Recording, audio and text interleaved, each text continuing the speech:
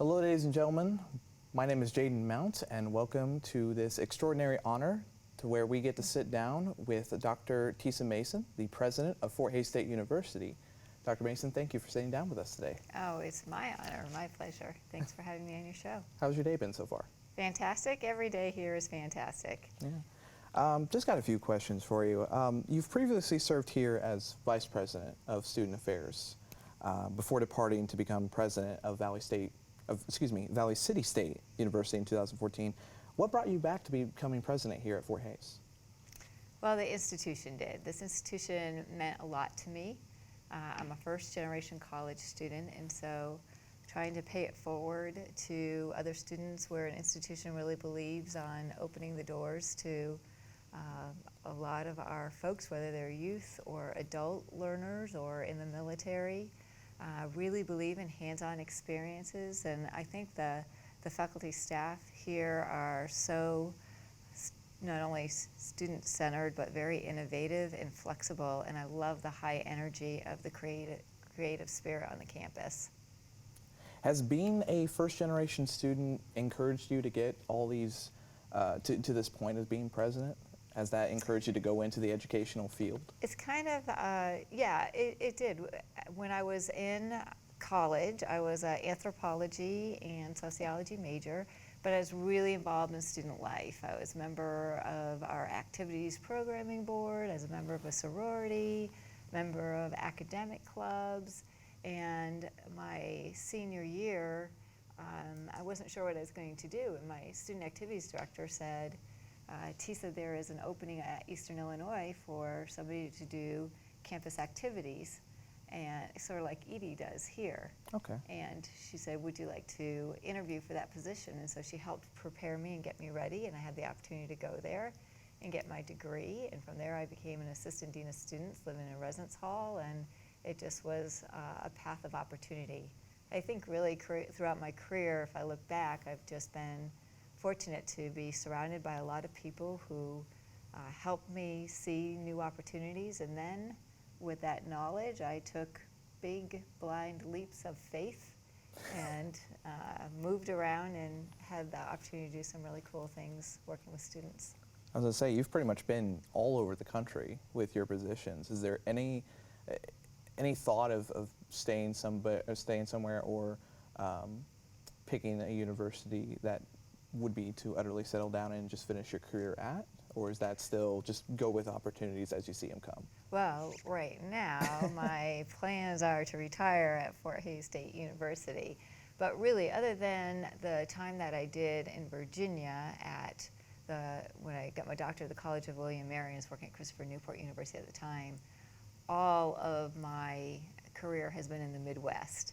And even though I grew up on the East Coast, the Midwest feels like home. I love Midwest people and the culture, and I've really enjoyed it here. So I've been in Wisconsin and Indiana and North Dakota and other Plains states. And so really, other than that blip in Virginia, it's really been about the Midwest. Now, speaking of your time in the Midwest, in 2014 you were one of the final candidates to be president here.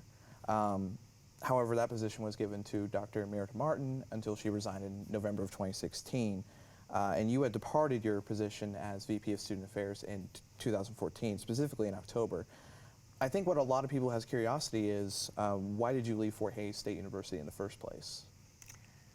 Well, that's a good, you've done your research, so good job on that.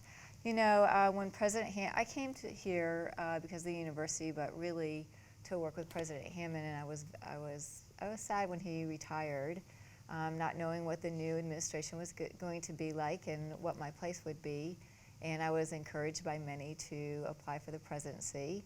And when I didn't get the presidency, I really fully intended to stay at Fort Hays as the Vice President of Student Affairs.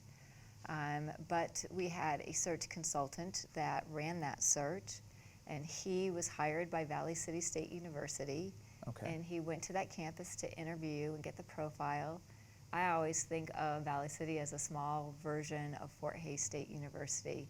It's a small institution, about 1,500, very student-centered, innovative faculty, And so he called me up and he said, Tisa, I think you're the perfect candidate here. Then I had to decide if I was going to take that leap of faith to be a president. It was a new skill set, and when I became a candidate here the first time, I thought because I really valued the faculty here and my colleagues that I could do it with their support. Then now at Valley City, I'd have to go out there and learn a whole new campus and lead in a different way. But it was a good experience when I went on campus and talked to the faculty and talked to the students, and really felt good about the institution. And so I took that leap of faith and I went to Valley City State University. It was an amazing 3 years. Initially, when this position reopened, I was contacted by a lot of people, and I said I wasn't interested because I felt like I had a commitment to Valley City State University.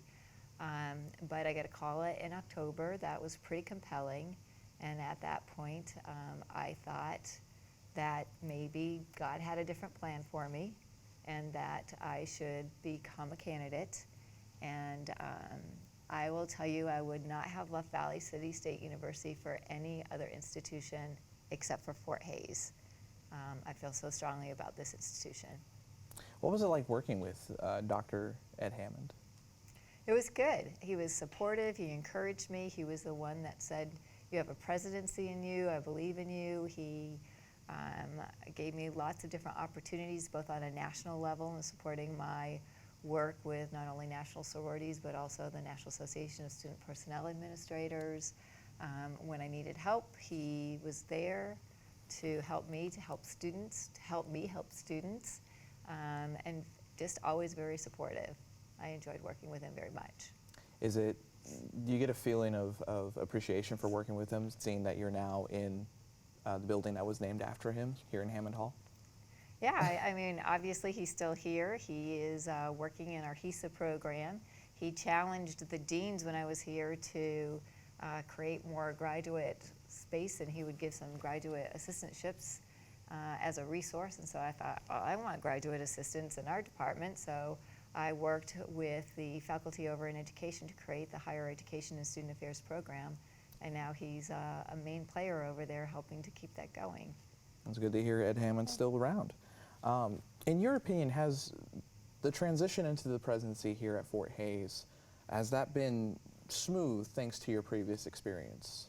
It has, because I have 3 years of a very successful presidency. So I learned other skills that I didn't have as well developed as a Vice President of Student Affairs, especially with external audiences. So I had to go to the legislature and advocate for our institution and get money and work with the State Board of Higher Education, which would be similar to the Kansas Board of Regents, and understand where our institution's place was aligning within the system, and drive change and work with faculty and support students and be involved with fundraising and economic development of the community and support the businesses. And I learned a lot about rural education as well. And so all those extra skill sets that I further developed are helping me a lot here in terms of leading the institution.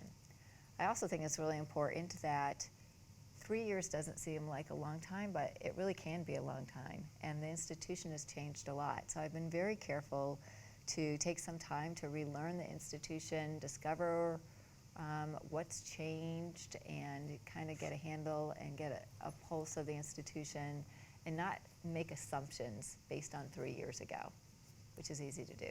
What changes have you seen from when you left in 2014 to now coming here in 2018?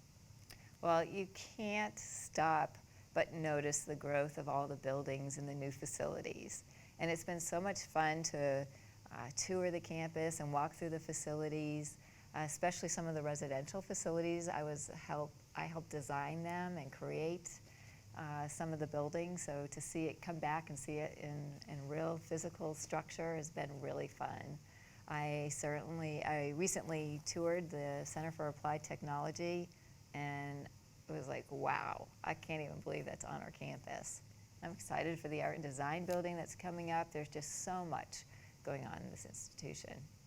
And of course, there's new faces. There's people that I don't know, and new initiatives. We have a doctorate in nurse practitioner now, which we didn't have before, so brand new program, and I don't think we had the 4+1 MBA program that you're a student in, which I think is phenomenal. I love that. So programs as well as people in place. Do you think Fort Hays is slowly being recognized as an ever-changing institution in terms of, now that we have the doctorate, now that we have the 4+1, do you think more of this sort of change was going to be happening, or at least being introduced to different colleges here at the university? Well, Fort Hays State University for a long time has just been a trendsetter in my mind. We're constantly doing really well in our accreditation visits, which is a quality sign, national rankings. The funny thing is, we were doing really well in Valley City, so every time a ranking came out, if it was one that we might be in the same space with Fort Hays, I'd go and see where we were in North Dakota, and I'd go, all right, we're a leader in North Dakota, and then I'd go, oh dang, we're 3 spaces behind Fort Hays State University. We have to work a little harder. But Fort Hays has always been, I think, innovative and a trend setting, especially in distance ed. So many people are in distance education now because they have to be, or because it's just so prevalent, but Fort Hays did it a long time ago. And the innovation with our Red Balloon projects, we had an innovation incubator team in student affairs, the maker spaces, the curriculum, the hands-on, it's amazing. I love the high energy of this institution. So going back to your position here at Fort Hays, the presidency is obviously a position of influence that can shape the entire vision of Fort Hays. With you as the president, where do you see the university going in the next few years? So people love to ask the vision question, but I will tell you that I believe strongly that it takes time to create a vision with people. Otherwise, you're coming in and you're forcing a vision. But a vision means shared conversations and expectations and fine-tuning where we're leading together. And so I will be spending the next year or so really working with the institution, understanding what our needs and our opportunities are to further articulate what that vision is. I think there are some things that we need to finish up, like our strategic planning process, understand where that leads us. We certainly need to hire a new provost. And then I think it's really important, one of the things I learned a lot about is the importance of developing an executive leadership team. So it's not just about a collection of individuals, it's about a strong team that can lead together, that has a shared philosophy, but very different perspectives that can make it dynamic and effective. You don't want everybody thinking alike, but you want to have enough trust among the team that we can disagree and then work through those differences to get to an ideal solution for the institution. Now you mentioned to have these conversations. Who exactly will you be having these conversations with? In terms of the vision? In terms of the vision. Really the whole campus. I do a lot, which I believe strongly in shared governance. I'll be talking to faculty, I'll be talking to students, I'll be talking to staff, I'll be talking to our leadership team. There's a strategic planning team in process now, so I'm waiting to see where they are and where we're going to go collectively once they finish their part of the work. But everybody has a stake in this. Even our community, our alumni, our foundation, the local community, I think we're all connected to one another. And just for our viewers who might not know, can you explain what the position of provost is so they can understand? The position of provost is really a dual title. A provost is provost and a vice president for academic affairs. So very engaged with all the classroom and the curriculum and the development and the support of the faculty as well. So the classroom aspects, where the student affairs position, which is what I was involved in, supports the academic enterprise with students' lives and engagement outside of the classroom. Now, one of your more, in terms of public decisions that you had to come up with, was last week during perhaps the worst snowstorm that we've had here on campus, at least early on. Other local schools in Hays closed while FHSU remained open. The statement on Twitter said, please use your judgment in deciding whether you can safely travel to campus. students who are unable to attend class will not be penalized. What exactly do you mean by not be penalized, and how is that being checked by your area, I guess? So we have a specific protocol that we follow, and it's in our policy and procedures. And every time we go through an incident, whether it's a crisis incident, or closing the student, or closing the school or whatever, I think it's really important to debrief. So we always debrief and, did we follow our procedures, our policies? Did we make the best decision? But while you're in the middle of it, you follow your procedures and you go through your checklist. And we had done that in making the decision to remain open that day. I was concerned that, when you make that decision, there are people with so many different things going on. So there are a lot of residential students that just have to walk across the street. I live a couple blocks off campus. I just had to drive a little. You've got people way out in the country. And so what I wanted to remind everybody of is that you don't abdicate your responsibility for your own personal safety, and that if your situation was important, the best decision for you is not to come to campus that day, you should feel the responsibility and the freedom to make that decision. So I wanted to take a moment to remind people and to remind faculty that students shouldn't be docked in grades. And I know some faculty canceled classes as well because of safety concerns. So while the university was open, people were making individual decisions. And so I thought that was important. Our policy actually says, and this was a little bit of a confusion, that we say nothing if we're open. We only make a statement if we're closed. But again, our concern for personal safety led us to do some social media posts as well as the website post to say, don't forget that even though we're open, you need to make a personal decision to be safe. Is there a way that you and your fellow associates who made the decision of the will not be penalized part, is there any way that you guys are checking up on this to make sure that anyone who did get penalized to reverse that decision or reverse that incident? Well, with any campus policy, students and people, employees or whatever, are responsible for following a procedure. So if somebody was lost points in class, they should talk to the faculty member, and there's a academic protocol. So if there's a concern there, then they should go up the chain of command and let us know that there's an issue. Always let people know when there's issues, because we can't solve problems if we don't know they exist, whether it is a specific policy issue or it's just dissatisfaction or a personal crisis that is going to prevent somebody from continuing their education.